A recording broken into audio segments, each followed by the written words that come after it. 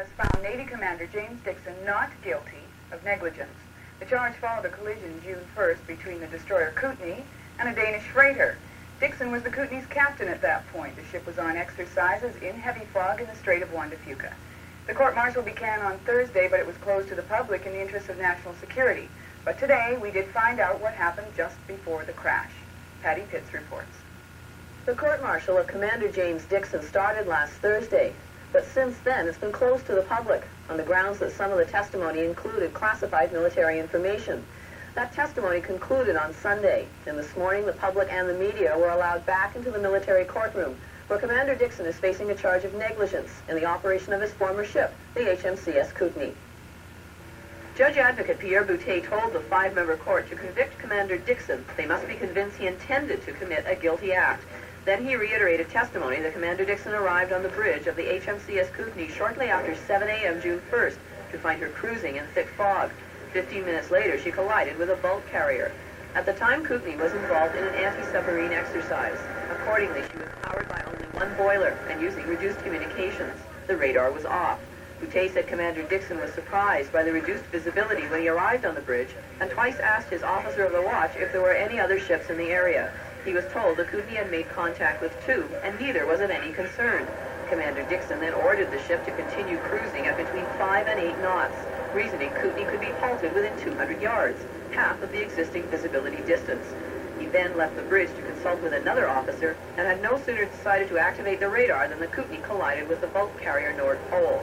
No crew members were injured, but the ship suffered extensive damage. The judge advocate then instructed each member of the military court to consider the evidence and cast a guilty or not guilty vote, with the president to vote last. The breakdown of the vote would not be publicly announced.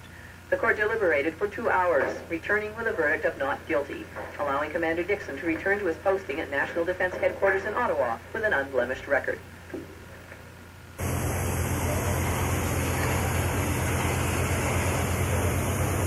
The other one where they're going to replace him with, right behind him. That's right.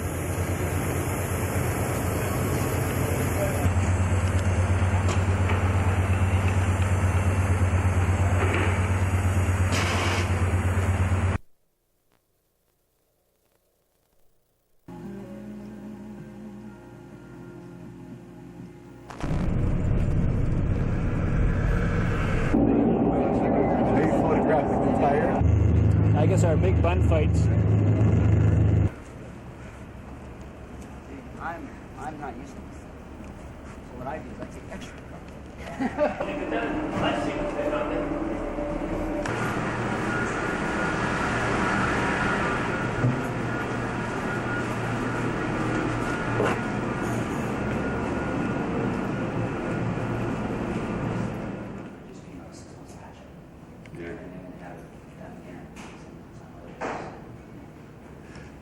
For them to look at our vessel if they're going to start Monday.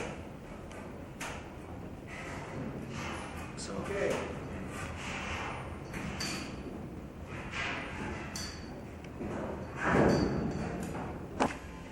That's been the port side of the ship, approximately the same area.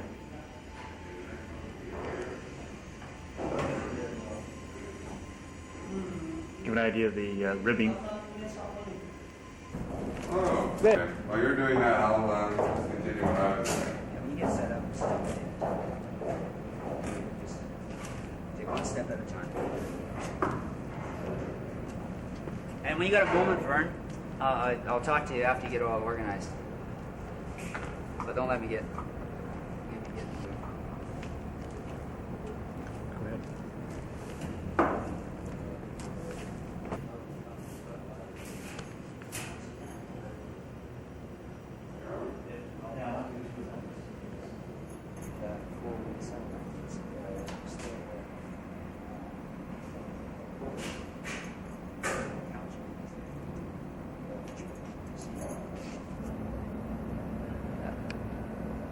Here we are on the deck, I guess, of the Nordpol, and you're standing at the starboard bow, I guess, Jim? Right. And it's a beautiful day here in Vancouver. In fact, okay, I want to tell whoever's listening that this is one of the very few rare sunny and nice days that we've had in Vancouver in the last 2 months.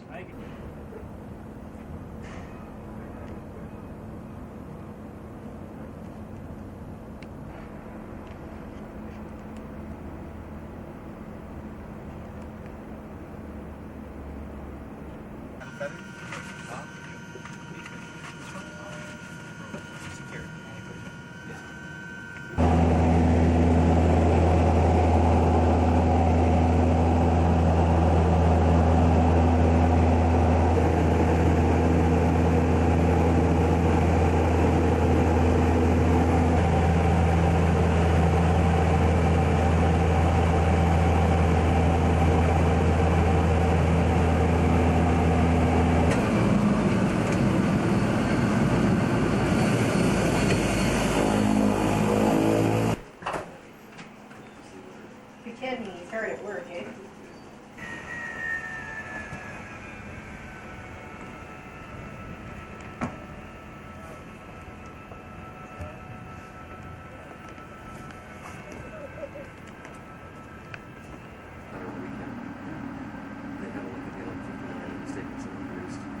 They got a bit of a picture. A lot of stuff yet to. Yeah, I reckon, after you start thinking about it, it's fine. All right. There's another article in the paper in the House of Lords, and was a fellow from there. And here's the one also. Now these are all government vessels. And this one here is this one here is our government light ship, and they argued that why should the government of England at that time receive any interest, downtime, payments? I mean, the government should have lots of light ships. So the same argument here is they have lots of destroyers. Why should? But I don't think, talking to Peter Bernard, I don't think he's going to argue that. So, but I thought just to teach you, just to show you where I'm heading, what I mean. The 3 points, though, when we finish reading that, you'll see is one is they recognize a claim for downtime where your men are just standing around now. Where if they were on an exercise, that's great because they're getting paid, right? And I presume I don't know if they get a special rate for being when they're underway. Do they get a special rate for being a war exercise or anything like that? Pay rate won't change. Okay, so if you could show that your vessel, this vessel, was going to be in operation, whether there's training or whatever, for the next 2 months, and now because of the fact that it's going to be, you have to cut off the bow and put a new one, all that time you have to pay the crew. That is, we can't claim for that. So they have a pretty fancy little rig here. They have, so this is the radar display. They have 3 radars, and you can either look at the raw data as you can anywhere, or you can find the people down there who classify contacts and they assign them value and they build up the information so that can be displayed there.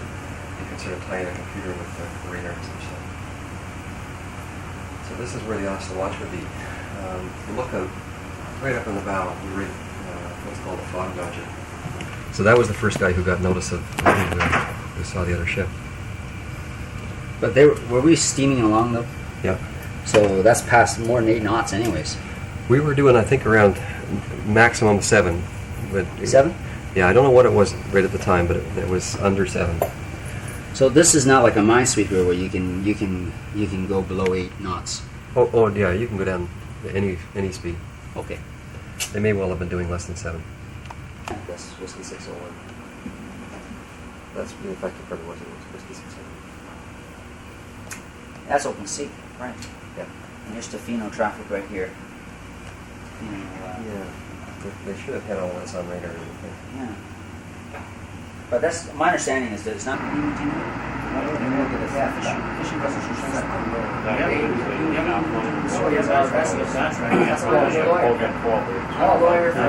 Are always in this department, never further forward, so even if somebody was standing.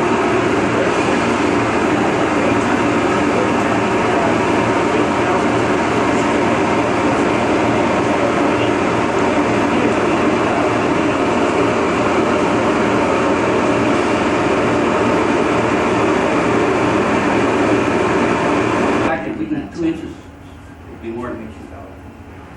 Okay. and it's that close in. How Is close? center top, I guess? Less, Yeah, I think max is less than 2. There's one discrepancy, but it's not a, it's an orientation of the bulkhead to the deck below.